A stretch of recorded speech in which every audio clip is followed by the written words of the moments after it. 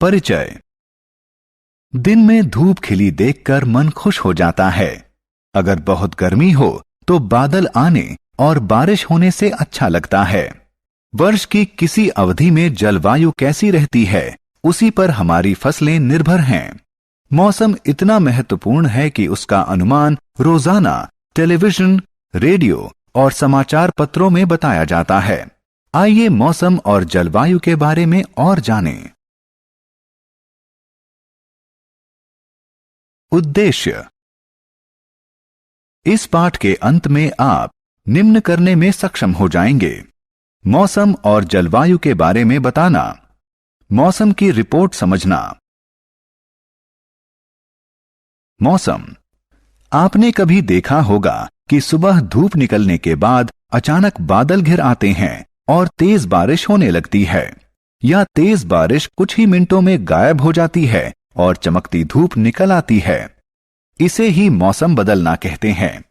तापमान, आर्द्रता, वर्षा, पवन और अन्य कारकों को मौसम के तत्व कहते हैं। किसी जगह का मौसम इन्हीं कारकों पर निर्भर है। मौसम का संबंध हमारी पृथ्वी के वायुमंडल में होने वाले विभिन्न परिवर्तनों से है। मौसम बदलने का कारण।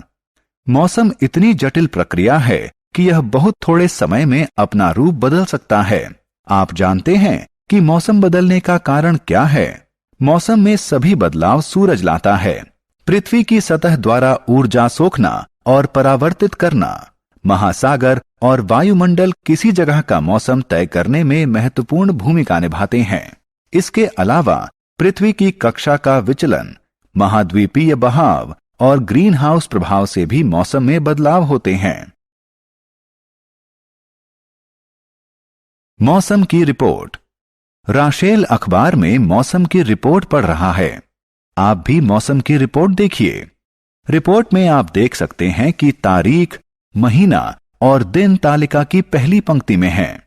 दूसरी पंक्ति में उस दिन का मौसम बताया गया है। तीसरी पंक्ति में दिन का न्यूनतम और अधिकतम तापमान दिखाया गया है।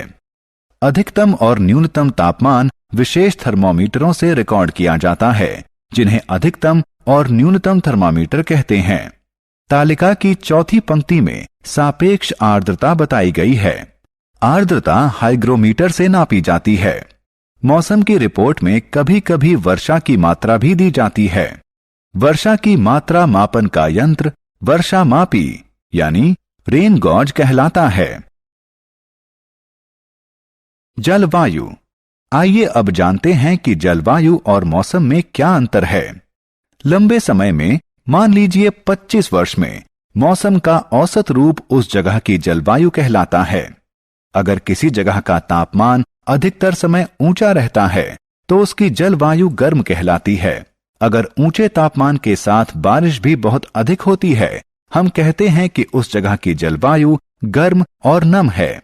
जलवायु की स्थितियां रिकॉर्ड करने के लिए किसी एक जगह के लिए एक महीने के औसत तापमान की गणना 2 चरणों में की जाती है। पहले उस महीने में दर्ज औसत तापमान की गणना की जाती है। उसके बाद कई वर्षों के उन औसत तापमानों का औसत निकाला जाता है। सारांश। आइए हमने जो कुछ सीखा है उसे संक्षेप में दोहराएं। तापमान, आर्द्रता, वर्षा, पवन की गति आदि की दृष्टि से वायुमंडल की दिन प्रतिदिन की स्थिति को उस जगह का मौसम कहते हैं। लंबे समय, उदाहरण के लिए 25 वर्ष में किसी जगह का मौसम का औसत स्वरूप जलवायु कहलाता है।